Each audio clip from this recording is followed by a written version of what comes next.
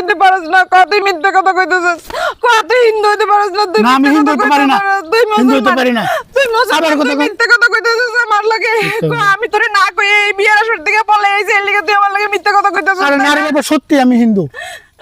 একটা কথা বারবার কইতেছি, তুই কি কইতাছস, তুই কি কইতাছস, তুই বুঝতাছস তুই হিন্দু আমি মুসলমান, তুই কি কইতাছস এগুলা? এগুলো কেন কইতাছস? তুই মিথ্যা কথা কইতাছস আমারে, তাই না? তুমি বিশ্বাস করো, বিশ্বাস করো, এই সত্যটা আমি তোমার কাছে গোপন করছি এতদিন, এটা সত্য। আমি হিন্দু, এটাও সত্য। আমি তোমার সাথে সম্পর্ক করার আগে আসলে তোমার কাছে গোপন করাটা আমার উচিত না। আসলে আমি সত্যি হিন্দু। তুই কেন হিন্দু হয়ে আমার লাগে এমন করলি? কেন তুই হিন্দু হয়ে আমার লাগে এমন করলি? কেন তুই জানতি না আমি মুসলমান? তুই জানতি না আমি মুসলমান? হ্যাঁ, তো জানতাম। হ্যাঁ, তুই কথা কর, তুই জানতি না তুই আমি মুসলমান, তুই জানতি না? জানতাম। হ্যাঁ? তাহলে তুই কেন আমার লাগে এমন করলি? তুই একটা হিন্দু পোলা হয়ে কেন আমার লাগে এমন করলি ক? আমি এখন কি করবো? আমি এখন বিয়ের আসর থেকে তোর কাছে আমি পলাই আইছি, এখন আইয়ে আমি শুনতেছি তুই হিন্দু। আমার তুই বিয়ে করতে পারবি না কারণ আমি মুসলমান। আমার কি অপরাধ? আমার কি অপরাধ? কেন আমার বিয়ে করতে পারবি না? আমি মুসলমান, তার লেগে তুই আমার বিয়ে করতে পারবি না, এটাই আমার অপরাধ। তোমার অপরাধ না, অপরাধ তো আমার। আসলে আমি তোমার কাছে সত্যটা গোপন করে, এটা আমার সবচেয়ে বড় অপরাধ। আমার এটা আসলে করা উচিত না। দেখো, আমি আসলে একটা ভুল করছি, অন্যায় করছি, কিন্তু তুমি এরকম করে হুটহাট করে বিয়ের আসর থেকে পলায় হাঁটা উচিত না তোমার। আমারে কই নাই না নামালি ক? মানুষ তো একটা ঠকানোর লিমিট থাকে, তুই আমারে কোন লেভেলের ঠকাইলি?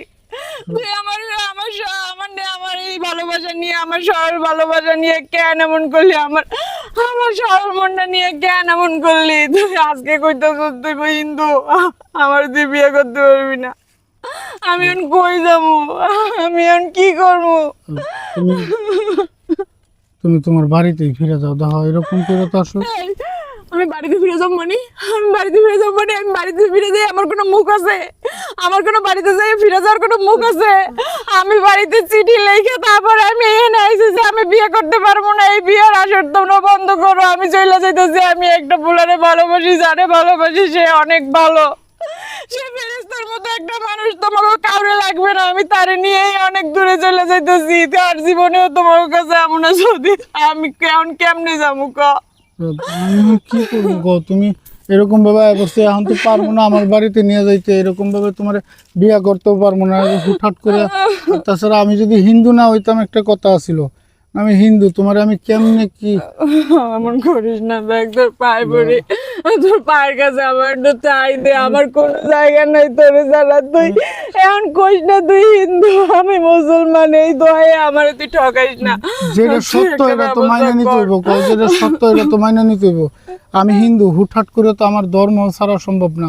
তাছাড়া আমি আত্মীয়-স্বজন লাগো আমি এতদিন তোমার কাছে একটা হিন্দু পোলারে চাইতাম।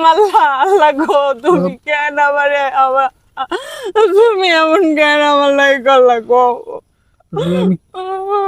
আমি আসলে বুঝতে পারি না। আসলে তোমার মায়ায় পড়ে সত্যটা গোপন করে শেষ পর্যায়ে যে এরকম একটা সময় আমার দাঁড়াইতে হবে, বুঝতে পারি না। এখন তো আমি দেখতেছি মানে আমার এই কুলো নাই, ও কুলো নাই, মরণ ছাড়া কোনো গতি নেই। তুমি আমার মাফ করে দাও।